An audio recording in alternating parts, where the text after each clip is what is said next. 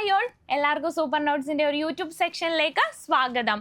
നമ്മൾ ഇന്ന് മൈക്രോ നോട്ട്സിലെ 10 ടോപ്പിക്കുകളെ പറ്റിയാണ് ഡിസ്കസ് ചെയ്യാൻ പോകുന്നത്. നമുക്കറിയാം, വളരെ ചുരുങ്ങിയ സമയം കൊണ്ട് ഒരുപാട് കാര്യങ്ങളെ പഠിച്ചെടുക്കാൻ പറ്റുന്ന ഒരു വലിയൊരു വിജയമായിരുന്നു സൂപ്പർ നോട്ട്സിൻ്റെ മൈക്രോ നോട്ട്സ് എന്ന് പറയുന്നത്. വിദ്യാർത്ഥികളുടെ നല്ല നല്ല അഭിപ്രായങ്ങളും ഒക്കെ ആയിട്ട് വിജയകരമായിട്ട് നമ്മുടെ മൈക്രോ നോട്ട്സ് മുന്നോട്ട് പോയിക്കൊണ്ടിരിക്കുകയാണ്.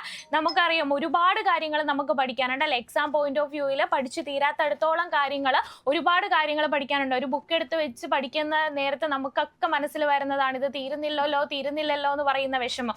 ഇങ്ങനെ വിഷമിച്ചിരിക്കുന്ന കുട്ടികളുടെ മുന്നിലേക്കാണ് നമ്മുടെ സൂപ്പർ നോട്ട്സ് മൈക്രോ നോട്ട്സുമായിട്ട് എത്തിയത്. വലിയ വമ്പൻ വിജയമായിരുന്നു അല്ലെ നമ്മുടെ മൈക്രോ നോട്ട്സ് എന്ന് പറയുന്നത്. എന്താണ് മൈക്രോ നോട്ട്സ് എന്ന് നമുക്കറിയാം. ഏറ്റവും കുറേയുള്ള വിശാലമായിട്ടുള്ള ഒരു സബ്ജക്റ്റിനെ നമ്മൾ ചുരുങ്ങിയ രൂപത്തിൽ എക്സാം ഓറിയന്റഡ് ആയിട്ട് മാത്രം, എക്സാമിന് എന്തൊക്കെ പോയിന്റ് ആണോ വേണ്ടത്, ഈ പോയിന്റിനെ നമ്മൾ ചെറുതാക്കി അത്രയും ചെറുതാക്കി നിങ്ങൾക്ക് പഠിക്കാൻ വേണ്ടി മാത്രം, എക്സാമിനെ വളരെ കൂളായിട്ട് നേരിടാൻ വേണ്ടിയിട്ട് അത്രയും എഫക്റ്റീവായിട്ട് നമ്മൾ കൊണ്ടുവന്ന ഒന്നാണ് മൈക്രോ നോട്ട്സ് എന്ന് പറയുന്നത്. നിങ്ങൾക്ക് എല്ലാവർക്കും യൂസ്ഫുൾ ആയിട്ട് എക്സാമിൻ്റെ ടൈമിൽ പ്രയോജനപ്പെടുത്താൻ പറ്റുന്ന ഒന്നാണ് മൈക്രോ നോട്ട്സ് എന്ന് പറയുന്നത്. അപ്പോൾ ഈ മൈക്രോ നോട്ട്സിലെ 10 ടോപ്പിക്കുകളെ പറ്റിയാണ് നമ്മൾ ഇന്ന് ഡിസ്കസ് ചെയ്യുന്നത്. നമുക്ക് ക്ലാസ്സിലേക്ക് പോവാം അല്ലേ. നമ്മുടെ മൈക്രോ നോട്ട്സിലെ 10 ടോപ്പിക്കുകളിൽ ഫസ്റ്റ് നോക്കിക്കേടാ, ഒന്നാമത്തെ ഒരു ടോപ്പിക്ക് നമ്മൾ കൊടുത്തതാണ് മേജർ ഡിഫൻസ് ട്രെയിനിങ് ഇൻസ്റ്റിറ്റ്യൂഷൻസ്. എവിടേക്കാണ് മേജർ ഡിഫൻസ് ട്രെയിനിങ് ഇൻസ്റ്റിറ്റ്യൂഷൻസ് വന്നിട്ടുള്ളത്, എവിടേക്കാണെന്ന് നമുക്ക് നോക്കാം അല്ലെ. Major defence training institutions, national defence academy NDA, national defence അക്കാഡമിയാണ് NDA എന്ന് പറയുന്നത്. ലൊക്കേറ്റ് ചെയ്തിരിക്കുന്നത് എവിടെയാണ്? പൂനെ മഹാരാഷ്ട്രയിലാണ് അല്ലെ. പൂനെ മഹാരാഷ്ട്രയിലാണ് national defence academy NDA locate ചെയ്തിരിക്കുന്നത്. അതുപോലെ തന്നെ Indian military academy IMA locate ചെയ്തിരിക്കുന്നത് എവിടെയാണ്? ഇന്ത്യൻ മിലിറ്ററി അക്കാഡമിയാണ് ലൊക്കേറ്റ് ചെയ്തിരിക്കുന്നത് ഡെറാഡൂൺ ഉത്തരാഖണ്ഡിലാണ് ഇന്ത്യൻ മിലിറ്ററി അക്കാഡമി ലൊക്കേറ്റ് ചെയ്തിരിക്കുന്നത്. Indian naval academy INA, Indian naval academy എവിടെയാണ്? ഇന്ത്യൻ നേവൽ അക്കാഡമി ഏഴിമല കേരളത്തിലാണ് അല്ലെ. ഏഴിമല കേരളത്തിലാണ് ഇന്ത്യൻ നേവൽ അക്കാഡമി ഉള്ളത്. ഇനി air force academy AFA, air force academy എവിടെയാണ് ലൊക്കേറ്റ് ചെയ്തിരിക്കുന്നത്? ഡിണ്ടിഗൽ ഹൈദരാബാദ് തെലങ്കാനയാണ് അല്ലെ. ഡിണ്ടിഗൽ ഹൈദരാബാദ് തെലങ്കാനയിലാണ് എയർഫോഴ്സ് അക്കാഡമി ലൊക്കേറ്റ് ചെയ്തിരിക്കുന്നത്. Major defence academy training institutions ആണ്. നമ്മുടെ national defence academy training institution എവിടെയാണ്? അത് പൂനെ മഹാരാഷ്ട്രയിലാണ്. Indian military academy training institution എവിടെയാണ്? ഡെറാഡൂൺ ഉത്തരാഖണ്ഡിലാണ്. Indian naval academy training institution എവിടെയാണ്? അത് ഏഴിമല കേരളത്തിലാണ്. എയർഫോഴ്സ് അക്കാഡമി ട്രെയിനിങ് ഇൻസ്റ്റിറ്റ്യൂഷൻ എവിടെയാണ്? ഡിണ്ടിഗൽ ഹൈദരാബാദ് തെലങ്കാനയാണെന്ന് ഓർത്ത് വെച്ചേക്കാം. ഏറ്റവും ചുരുങ്ങിയ രൂപത്തിൽ നമ്മുടെ ഡിഫൻസ് അക്കാഡമി ട്രെയിനിങ് ഇൻസ്റ്റിറ്റ്യൂഷൻസ് എവിടെയാണെന്ന് നമ്മൾ പഠിച്ചു കഴിഞ്ഞു. ഇനി നോക്കിക്കേടാ, അടുത്ത ടോപ്പിക്ക് നോക്കിക്കേ. First woman prime minister of India, ആദ്യത്തെ ഇന്ത്യൻ വനിതയായിട്ടുള്ള ഇന്ത്യൻ പ്രധാനമന്ത്രി ആരാണ്? അത് നമുക്കറിയാം, ഇന്ദിരാഗാന്ധിയാണ് അല്ലെ. ഇന്ദിരാഗാന്ധിയാണ് first woman prime minister of India. ആദ്യത്തെ ഇന്ത്യയുടെ വനിതാ പ്രധാനമന്ത്രി ആരാണ്? ഇന്ദിരാഗാന്ധിയാണ്. വർഷം ഏതാണ്? 1966 അല്ലെ. 1966 ഇന്ദിരാഗാന്ധി നമ്മുടെ പ്രൈം മിനിസ്റ്റർ ആയിട്ട് എത്തിയിട്ടുള്ളത്. First woman president of India, ആദ്യത്തെ വുമൺ പ്രസിഡന്റ് ആരാണ്? നമ്മുടെ രാജ്യത്തിലെ ആദ്യത്തെ വനിതാ പ്രസിഡന്റ്, രാഷ്ട്രപതി ആയിട്ടുള്ളത് ആരാണ്? പ്രതിഭ പാട്ടീലാണ് അല്ലെ. പ്രതിഭ പാട്ടീലാണ്. 2007 പ്രതിഭ പാട്ടീൽ അധികാരത്തിൽ എത്തിയിട്ടുള്ളത്. First woman president of India ആണ് പ്രതിഭ പാട്ടീൽ എന്ന് പറയുന്നത്. 2007 അധികാരത്തിൽ എത്തിയിട്ടുള്ളത്. First woman governor of an Indian state, ഏതെങ്കിലും ഒരു സംസ്ഥാനത്ത് ആദ്യമായിട്ട് ഗവർണർ ആയിട്ടുള്ള വനിത ആരാണ്? അത് നമ്മുടെ സരോജിനി നായിഡു ആണ് അല്ലെ. എവിടുത്തെയായിരുന്നു ഗവർണർ? ഉത്തർപ്രദേശിന്റെ ഗവർണറായിട്ടാണ് 1947-49 കാലയളവിലാണ് ആ വ്യക്തി സരോജിനി നായിഡു നമ്മുടെ ഉത്തർപ്രദേശിന്റെ ഗവർണറായിട്ട് സേവനമനുഷ്ഠിച്ചത്. ആദ്യത്തെ ഗവർണർ ആരാണ്? ഒരു ഇന്ത്യൻ സ്റ്റേറ്റിൽ, ഏതെങ്കിലും ഒരു ഇന്ത്യൻ സ്റ്റേറ്റിൽ ഉത്തർപ്രദേശിലാണ് ഗവർണറായിട്ട് സേവനമനുഷ്ഠിക്കുന്ന ആദ്യത്തെ ഇന്ത്യൻ വനിത ആരാണ്? അത് സരോജിനി നായിഡു ആണ്. വർഷം ഏതാണ്? 1947-49 കാലഘട്ടത്തിലാണെന്ന് ഓർത്തു വെച്ചേക്കാം. അടുത്ത നമുക്കൊരു ടോപ്പിക്ക് നോക്കാം. സ്റ്റേറ്റ് ഫൗണ്ട് ചെയ്ത വർഷങ്ങൾ. നമ്മുടെ ഓരോ സംസ്ഥാനങ്ങളുണ്ട് അല്ലെ. ഇത് നിലവിൽ വന്ന വർഷങ്ങളെ പറ്റിയാണ് നമ്മൾ പഠിക്കുന്നത്. എക്സാം പോയിന്റ് ഓഫ് വ്യൂവിൽ ഇമ്പോർട്ടൻ്റ് ആണ്, പ്രീവിയസ് ഇയറിൽ ചോദിച്ചിട്ടുള്ളതാണ്. നമുക്ക് നോക്കാം, പെട്ടെന്നൊന്ന് നോക്കി പോകാം. ഓരോ സ്റ്റേറ്റും നിലവിൽ വന്ന വർഷം. ആന്ധ്രാപ്രദേശ് എന്നാണ് നിലവിൽ വന്നത് 1956 നവംബർ 1 തീയതിയാണ് ആന്ധ്രാപ്രദേശ് നിലവിൽ വന്നിട്ടുള്ളത്. ആന്ധ്രാപ്രദേശ് എന്നാണ് നിലവിൽ വന്നത് 1956 നവംബർ 1 തീയതിയാണ് ആന്ധ്രാപ്രദേശ്. അതുപോലെ തന്നെ തെലങ്കാന 2014 തെലങ്കാന ജൂൺ 2 തീയതിയാണ് അല്ലെ. 2014 ജൂൺ 2 തീയതിയാണ് തെലങ്കാന വന്നിട്ടുള്ളത്. നെക്സ്റ്റ് ഗുജറാത്ത് 1960 മെയ് 1 തീയതിയാണ് ഗുജറാത്ത് വന്നിട്ടുള്ളത്. 1960 മെയ് 1 തീയതിയാണ് ഗുജറാത്ത് നിലവിൽ വന്നിട്ടുള്ളത്. മഹാരാഷ്ട്ര എന്നാണ് നിലവിൽ വന്നത് 1960 മെയ് 1 തന്നെയാണ് മഹാരാഷ്ട്രയും ഗുജറാത്തും ഏത് വർഷമാണ്? വർഷവും സെയിം ആണ്, മാസവും സെയിം ആണ്, ഡേറ്റും സെയിം ആണ് അല്ലെ. 1960 മെയ് 1 നിലവിൽ വന്നതാണ് ഗുജറാത്തും മഹാരാഷ്ട്രയും. അതുപോലെ തന്നെ നാഗാലാൻഡ് നിലവിൽ വന്നത് എന്നാണ് 1963 ഡിസംബർ 1 ഡിസംബർ 1 തീയതിയാണ് നമ്മുടെ നാഗാലാൻഡ് നിലവിൽ വന്നിട്ടുള്ളത്. 1963 ഡിസംബർ 1 അടുത്തത് ഹരിയാന വന്നിട്ടുള്ളത് 1966 നവംബർ 1 അല്ലെ. നവംബർ 1 നമ്മുടെ ഹരിയാന സ്റ്റേറ്റ് നിലവിൽ വന്നിട്ടുള്ളത്. ഹിമാചൽ പ്രദേശ് വന്നിട്ടുള്ളത് 1971 ജാനുവരി 25 തീയതിയാണ്. ഹിമാചൽ പ്രദേശ് വന്നിട്ടുള്ളത് 1971 ജാനുവരി 25 തീയതിയാണ്. മണിപ്പൂർ വന്നിട്ടുള്ളത് നോക്കുക 1972 ജാനുവരി 21 തീയതിയാണ്. മണിപ്പൂർ വന്നിട്ടുള്ളത് 1972 ജാനുവരി 21 തീയതിയാണ് വന്നിട്ടുള്ളത്.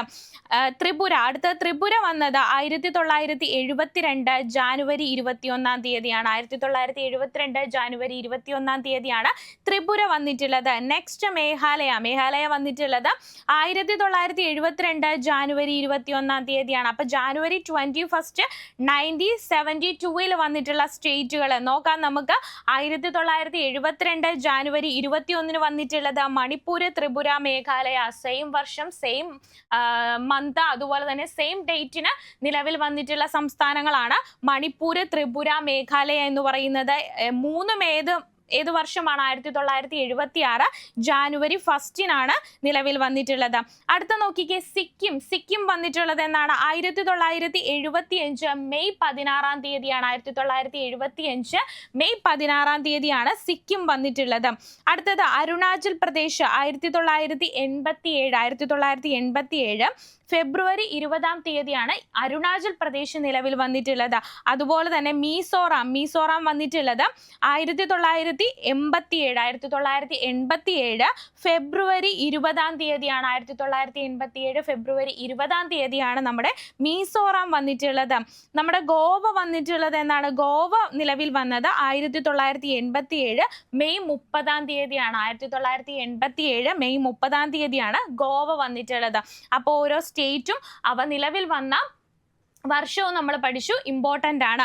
അടുത്ത നോക്കിക്കേടാ ഇമ്പോർട്ടൻ്റ് പോയിന്റ് ഓഫ് വ്യൂവിൽ പത്മ അവാർഡ്സ് ഇമ്പോർട്ടൻ്റ് ആണ്. പത്മ അവാർഡ്സിനെ കുറിച്ച് പറയുകയാണെങ്കിൽ ഏറ്റവും വലിയ സിവിലിയൻ അവാർഡ്സ് ആണ് അല്ലെ പത്മ അവാർഡ്സ് എന്ന് പറയുന്നത്. ഏറ്റവും ആദ്യത്തെ സിവിലിയൻ അവാർഡ് എന്താണ്? അത് ഭാരത് രത്നയാണ് കേട്ടോ.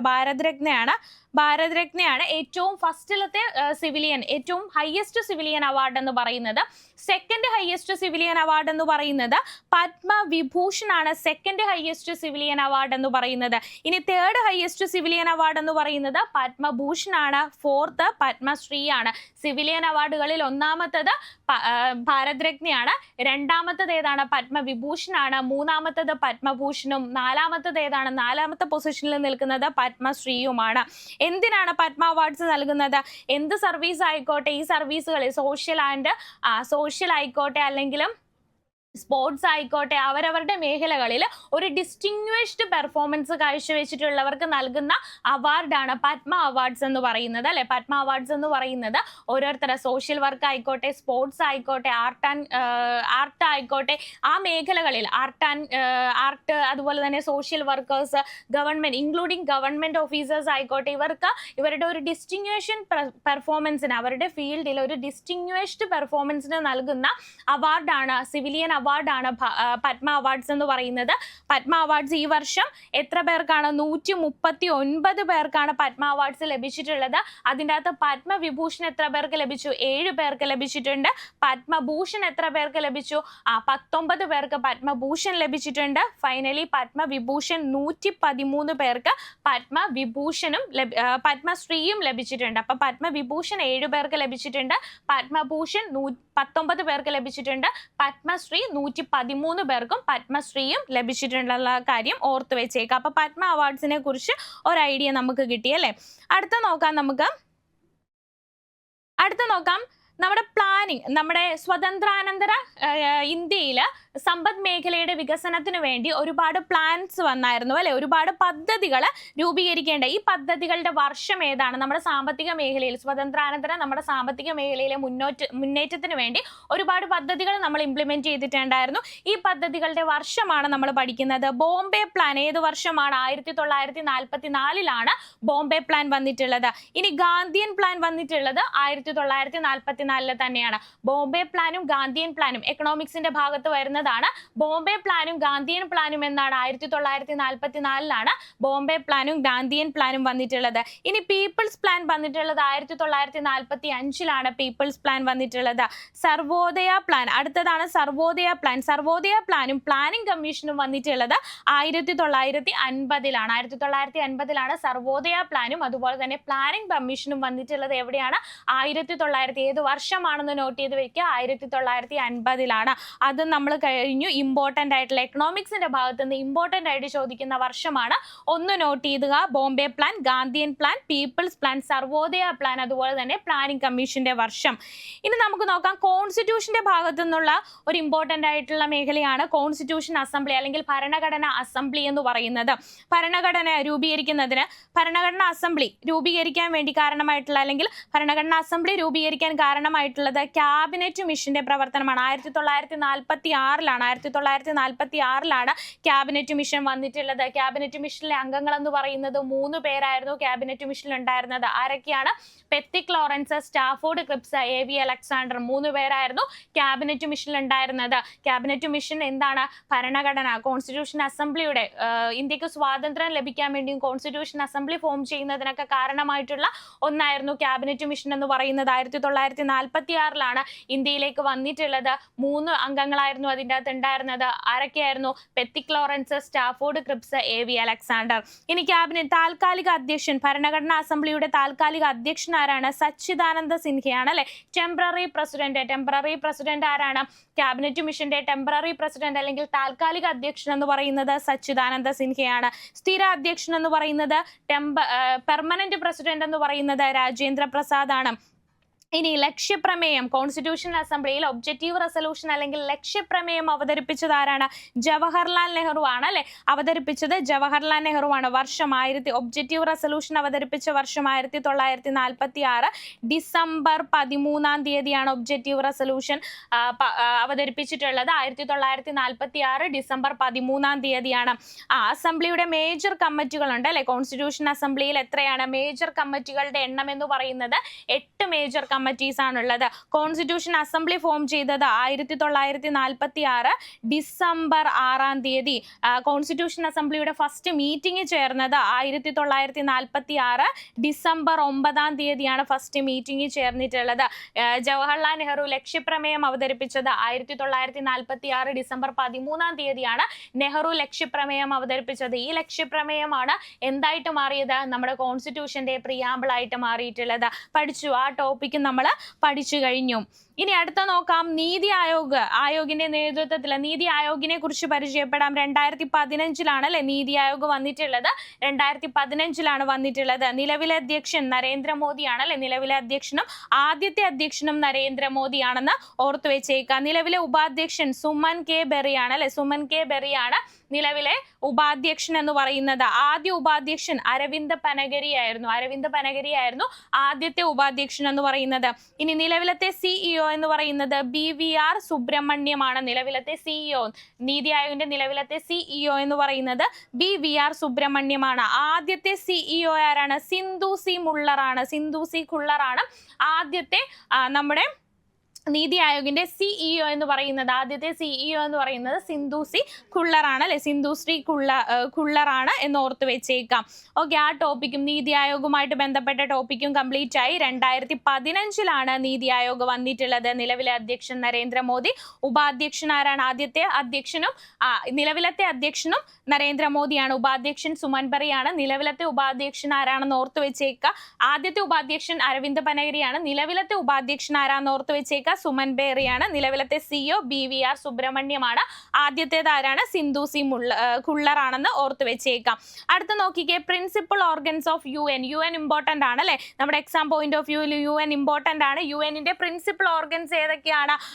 ജനറൽ അസംബ്ലി ഉണ്ട്, UNന്റെ ജനറൽ അസംബ്ലി ഉണ്ട്. ജനറൽ അസംബ്ലിയിൽ എന്താണ്? സമ്മേളന നഗരിയാണ് അല്ലെ ജനറൽ അസംബ്ലി എന്ന് പറയുന്നത്. UNന്റെ ജനറൽ അസംബ്ലി എന്ന് പറയുന്നത് സമ്മേളന നഗരിയാണ്. അവിടെ എല്ലാ രാജ്യങ്ങൾക്കും എന്താണ്? ഈക്വൽ ഇമ്പോർട്ടൻസ് ആണ് UN ജനറൽ അസംബ്ലിയിലുള്ളത്. അടുത്ത നോക്കിക്കേ, സെക്യൂരിറ്റി കൗൺസിൽ. സെക്യൂരിറ്റി കൗൺസിൽ എന്ന് പറയുന്നത് UNന്റെ എന്താണ്? UNന്റെ സെക്യൂരിറ്റി കൗൺസിൽ എന്ന് പറയുന്നത് ഒരു ജനാധിപത്യ വിരുദ്ധ ഘടകം എന്ന് വേണമെങ്കിൽ നമുക്ക് വിശേഷിപ്പിക്കാവുന്നതാണ് UNന്റെ സെക്യൂരിറ്റി കൗൺസിൽ എന്ന് പറയുന്നത്. ഇവിടെ ടോട്ടലി 15 മെമ്പേഴ്സ് ആണുള്ളത്. UNന്റെ സെക്യൂരിറ്റി കൗൺസിൽ ടോട്ടലി 15 മെമ്പേഴ്സ് ആണുള്ളത്. ഇതിൻ്റെ അകത്ത് 10 മെമ്പർ എന്ന് പറയുന്നത്, 10 പേരെന്ന് പറയുന്നത് നോൺ പെർമനന്റ് മെമ്പേഴ്സ് ആണ്. ഇവർ ഓരോ വർഷവും എന്താണ്? മാറിക്കൊണ്ടിരിക്കും അല്ലെ, നോൺ പെർമനന്റ് മെമ്പേഴ്സ് ആണ്. 5 പേരെന്ന് പറയുന്നത് എന്താണ്? പെർമനന്റ് മെമ്പേഴ്സ് ആണ്. ഈ 5 പേർക്കാണ് വീറ്റോ പവേഴ്സ് ഉള്ളത്. സെക്യൂരിറ്റി കൗൺസിലിൽ 15 അംഗങ്ങളുണ്ട്, 10 പേര് നോൺ പെർമനന്റ് ആണ്, ഇവർ മാറിക്കൊണ്ടിരിക്കും. ഇനി 5 പേരാണ് പെർമനന്റ് മെമ്പേഴ്സ് എന്ന് പറയുന്നത്. ഈ 5 പേർക്കാണ് സെക്യൂരിറ്റി കൗൺസിലിൽ വീറ്റോ പവേഴ്സ് ഉള്ളത്. അടുത്ത ഓർഗൻ ആണ് എക്കണോമിക്കൽ ആൻഡ് സോഷ്യൽ കൗൺസിൽ എന്ന് പറയുന്നത്. എക്കണോമിക്കൽ ആൻഡ് സോഷ്യൽ കൗൺസിൽ എന്ന് പറയുന്നത് നമ്മുടെ എക്കണോമിക്, അതായത് സാമ്പത്തിക കാര്യങ്ങൾക്കൊക്കെ വേണ്ടിയിട്ടുള്ളതാണ് എക്കണോമിക്കൽ ആൻഡ് സോഷ്യൽ കൗൺസിൽ, UNന്റെ ഓർഗൻ ആണ്. അടുത്തത് ഇന്റർനാഷണൽ കോർട്ട് ഓഫ് ജസ്റ്റിസ് അല്ലെ, ഇന്റർനാഷണൽ കോർട്ട് ഓഫ് ജസ്റ്റിസും UNന്റെ ഓർഗൻ ആണ്. ഇതിന്റെ സീറ്റിംഗ് വരുന്നത് ഹേഗ് ആണ്, നെതർലാൻഡ്സിലാണ്. ഹേഗ് നെതർലാൻഡ്സിലാണ് ഇതിന്റെ സീറ്റിംഗ് വരുന്നത്. പിന്നെ ട്രസ്റ്റിഷിപ്പ് കൗൺസിൽ, ഇനാക്റ്റീവ് ആയിട്ട് കിടക്കുന്ന UNന്റെ ഒരു ഓർഗൻ ആണ് ട്രസ്റ്റിഷിപ്പ് കൗൺസിൽ എന്ന് പറയുന്നത്. പ്രവർത്തനം നിലച്ചൊരു ഓർഗൻ ആണ്, UNന്റെ ഒരു ഓർഗൻ ആണ് ട്രസ്റ്റിഷിപ്പ് കൗൺസിൽ എന്ന് പറയുന്നത്. നേരത്തെ സജീവമായിരുന്നു, ഇപ്പൊ പ്രവർത്തനം നിലച്ചു. ഇപ്പൊ നിലവിൽ UNന്റെ എത്ര ഓർഗൻ ഉണ്ടെന്ന് ചോദിച്ചാൽ 5 ഓർഗൻ ആണ്. ട്രസ്റ്റിഷിപ്പ് കൗൺസിലും കൂടി കൂട്ടി 6 ആയിരുന്നു, പക്ഷെ പ്രവർത്തനം നിലച്ചതുകൊണ്ട് നിലവിൽ പ്രവർത്തിക്കുന്ന ഓർഗൻസ് എന്ന് പറയുന്നത് എത്രയാണ്? 5 ഓർഗൻസ് ആണ് UNന്റെ നിലവിൽ പ്രവർത്തിച്ചുകൊണ്ടിരിക്കുന്ന ഓർഗൻസ് എന്ന് പറയുന്നത്. ഇനി അടുത്തത് സെക്രട്ടേറിയറ്റ്. ഫൈനലി സെക്രട്ടേറിയറ്റ് ആണ്. സെക്രട്ടേറിയറ്റ് എന്ന് പറയുന്നത് അഡ്മിനിസ്ട്രേറ്റീവ് ബോഡിയാണ് അല്ലെ, UNന്റെ അഡ്മിനിസ്ട്രേറ്റീവ് ബോഡിയാണ്. UNന്റെ സെക്രട്ടറി ജനറൽ ആരാണ്? നിലവിലെ സെക്രട്ടറി ജനറൽ എന്ന് പറയുന്നത് ആന്റോണിയോ ഗുട്ടറൻസ് ആണ്. ആന്റോണിയോ ഗുട്ടറൻസ് ആണ് നിലവിലെ UNന്റെ സെക്രട്ടറി ജനറൽ എന്ന് പറയുന്നത്. ഓർത്തു വെച്ചേക്കാം. ആ ടോപ്പിക്കും നമ്മൾ കംപ്ലീറ്റ് ആക്കി. ഓക്കെ, നമുക്ക് അടുത്തത് നോക്കാം. അടുത്തത് നമ്മുടെ ഇന്റർനാഷണൽ ഇയേഴ്സിനെ കുറിച്ചാണ് നമ്മൾ ഡിസ്കസ് ചെയ്യുന്നത്. അടുത്ത ടോപ്പിക്കാണ് ഇന്റർനാഷണൽ ഇയേഴ്സ് എന്ന് പറയുന്നത്. 2025 എന്താണ്? ഏത് ഇയർ ആയിട്ടാണ് നമ്മൾ ആഘോഷിക്കുന്നത്? International year of quantum science and technology ആയിട്ടാണ് 2025 നമ്മൾ ആചരിക്കുന്നത്. ഇന്റർനാഷണൽ ഇയേഴ്സിന്റെ ഇമ്പോർട്ടൻ്റ് ആണ്. എക്സാം പോയിന്റ് ഓഫ് വ്യൂവിൽ ഇന്റർനാഷണൽ ഇയേഴ്സ് ഇമ്പോർട്ടൻസ് ആണ്. 2025 എന്തായിട്ടാണ് ആചരിക്കുന്നത്? ക്വാണ്ടം സയൻസ് ആൻഡ് ടെക്നോളജി ആയിട്ടാണ് 2025 നമ്മൾ ആചരിക്കുന്നത്. 2024 ഇന്റർനാഷണൽ ഇയർ ഓഫ് ക്യാമൽസ് ആണ് അല്ലെ, ഒട്ടക വർഷമായിട്ട് ആചരിക്കുന്നു അല്ലെ. ഇന്റർനാഷണൽ ഇയർ ഓഫ് ക്യാമൽസ് ആയിട്ടാണ് 2024 നമ്മൾ ആചരിക്കുന്നത്. 2023 ഇന്റർനാഷണൽ ഇയർ ഓഫ് മില്ലറ്റ്സ്, ചെറുധാന്യ വർഷമായിട്ട് ആചരിക്കുന്നു. International year of millets 2023. 2022 എന്താണ്? നമ്മുടെ fisheries, international year of fisheries and aquaculture ആയിട്ട് ആചരിക്കുന്നത്. 2022 ആണ്. 2022 international year of fisheries and aquaculture ആയിട്ട് ആചരിക്കുന്നു. 2021 international year of fruits and vegetables. 2021 international year of fruits and vegetables ആയിട്ടും 2020 international year of plant health ആയിട്ട് ആചരിക്കുന്നു അല്ലെ, പ്ലാന്റ് ഹെൽത്ത് ആയിട്ട് ആചരിക്കുന്നു 2020. 2019 ഇന്റർനാഷണൽ ഇയർ ഓഫ് ഇൻഡിജിയസ് ലാംഗ്വേജസിന് പ്രാധാന്യം നൽകിക്കൊണ്ട് ഇൻഡിജിയസ് ലാംഗ്വേജസ് ആയിട്ട് ആചരിക്കുന്നതാണ് 2019 വർഷം. 2019 2019 വർഷം ഇന്റർനാഷണൽ ഇയർ ഓഫ് ഇൻഡിജിനിയസ് ലാംഗ്വേജുമായിട്ട് ബന്ധപ്പെട്ട വർഷമാണ് 2019 എന്ന് പറയുന്നത്. ഓക്കെ, നമുക്ക് അടുത്ത ടോപ്പിക്ക് നോക്കാം. ഇമ്പോർട്ടൻ്റ് ആയിട്ടുള്ള ഡിഫൻസ് ഡേയ്സ് എന്നൊക്കെയാണെന്നാണ് അടുത്ത ടോപ്പിക്ക് വരുന്നത്. ഇമ്പോർട്ടൻ്റ് ആയിട്ടുള്ള ഡിഫൻസ് ഡേയ്സ് എന്നൊക്കെയാണ്. ആർമി ഡേ എന്നാണ് സെലിബ്രേറ്റ് ചെയ്യുന്നത്. ജാനുവരി 15 തീയതിയാണ് നമ്മൾ ആർമി ഡേ സെലിബ്രേറ്റ് ചെയ്യുന്നത്. നേവി ഡേ സെലിബ്രേറ്റ് ചെയ്യുന്നത് നമ്മുടെ ഡിസംബർ 4 തീയതിയാണ് നമ്മൾ നേവി ഡേ ആയിട്ട് സെലിബ്രേറ്റ് ചെയ്യുന്നത്. എയർഫോഴ്സ് ഡേ എന്നാണ് ഒക്ടോബർ 8 തീയതിയാണ് അല്ലെ, ഒക്ടോബർ 8 തീയതിയാണ്. കാർഗിൽ വിജയ് ദിവസ് ആയിട്ട് ജൂലൈ 26 തീയതിയാണ്. നാഷണൽ ഡിഫൻസ് ഡേ ആയിട്ട് ഡിസംബർ 7 തീയതിയുമാണ് സെലിബ്രേറ്റ് ചെയ്യുന്നത്. ഇമ്പോർട്ടൻ്റ് ആണ്. Army day January 15, navy day December 4, army day ആയിട്ട് എയർഫോഴ്സ് ഡേ ആയിട്ട് നമ്മൾ ആചരിക്കുന്നത് ഒക്ടോബർ 8 തീയതി. കാർഗിൽ വിജയ് ദിവസ് ആയിട്ട് ആചരിക്കുന്നത് ജൂലൈ 26 തീയതി. നാഷണൽ ഡിഫൻസ് ഡേ ആയിട്ട് ആചരിക്കുന്നത് എന്നാണ്, അത് ഡിസംബർ 7 തീയതിയുമാണെന്ന് ഓർത്ത് വെച്ചേക്കാം. അപ്പോൾ ഇമ്പോർട്ടൻ്റ് ആയിട്ടുള്ള ഡിഫൻസ് ഡേയ്സും നമ്മൾ കംപ്ലീറ്റ് ചെയ്തു. അങ്ങനെ നമ്മുടെ മൈക്രോ നോട്ട്സിലുള്ള 10 ടോപ്പിക്കുകൾ നമ്മൾ കംപ്ലീറ്റ് ചെയ്തിരിക്കുകയാണ്. ഇത്തരത്തിലാണ് നമ്മുടെ മൈക്രോ നോട്ട്സ് നിങ്ങൾക്ക് വേണ്ടി പ്രിപ്പയർഡ് ആയിട്ടുള്ളത്. കാര്യം നിങ്ങളുടെ എക്സാം പോയിന്റ് ഓഫ് വ്യൂവിൽ ഒരുപാട് കാര്യങ്ങൾ പഠിക്കാനുണ്ടെന്ന് നമുക്കറിയാം. ഈ ചുരുങ്ങിയ സമയം കൊണ്ട് എത്രത്തോളം ഒരുപാട് കാര്യങ്ങളെ പഠിച്ചുകൊണ്ട്, ഒരുപാട് കാര്യങ്ങൾ സിമ്പിളായിട്ട് പഠിച്ചുകൊണ്ട്, ഹാർഡ് വർക്കിനേക്കാൾ കൂടുതൽ ഹാർഡ് വർക്കും സ്മാർട്ട് വർക്കും ആണല്ലേ നമുക്ക് ഈ എക്സാമിന് വേണ്ടത്. കാരണം ചുരുങ്ങിയ സമയമേ ഉള്ളൂ. കുറെ അധികം വാരി വലിച്ചു പഠിക്കാനൊന്നും നമുക്ക് സമയമില്ല. അതുകൊണ്ട് ചുരുങ്ങിയ സമയത്ത് നമുക്ക് വേണ്ട കാര്യങ്ങളെ മാത്രം പഠിച്ചുകൊണ്ട് നിങ്ങൾക്ക് എക്സാമിനെ എങ്ങനെ ഫേസ് ചെയ്യാം, അല്ലെങ്കിൽ എക്സാമിൽ എങ്ങനെ ക്രാക്ക് ചെയ്ത് മുന്നോട്ട് പോകാം എന്നതിനൊരു ഉദാഹരണമാണ് ഈ മൈക്രോ നോട്ട്സ് എന്ന് പറയുന്നത്. ഈ മൈക്രോ നോട്ട്സ് എന്തായാലും നിങ്ങൾക്ക് എക്സാമുകളിൽ പ്രയോജനപ്പെടുമെന്നത് തീർച്ച തന്നെയാണ്. നിങ്ങൾ ഭാവിയിലേക്ക് 2025 ഒരു ജോലി പ്രതീക്ഷിക്കുന്നവരാണെങ്കിൽ ഈ മൈക്രോ നോട്ട്സിൽ നിങ്ങൾക്ക് പൂർണ്ണമായിട്ടും വിശ്വസിക്കാം. നിങ്ങളെ ജോലിഭാരം കുറയ്ക്കാൻ മീൻസ് സ്മാർട്ട് വർക്കായിട്ട് നമ്മുടെ എക്സാമിനെ സമീപിക്കുവാൻ വേണ്ടിയിട്ട് നിങ്ങൾക്ക് എന്തുകൊണ്ടും പ്രയോജനപ്പെടുന്നതാണ്. ഇനി അടുത്തൊരു വീഡിയോയിൽ കാണാം. Thank you all.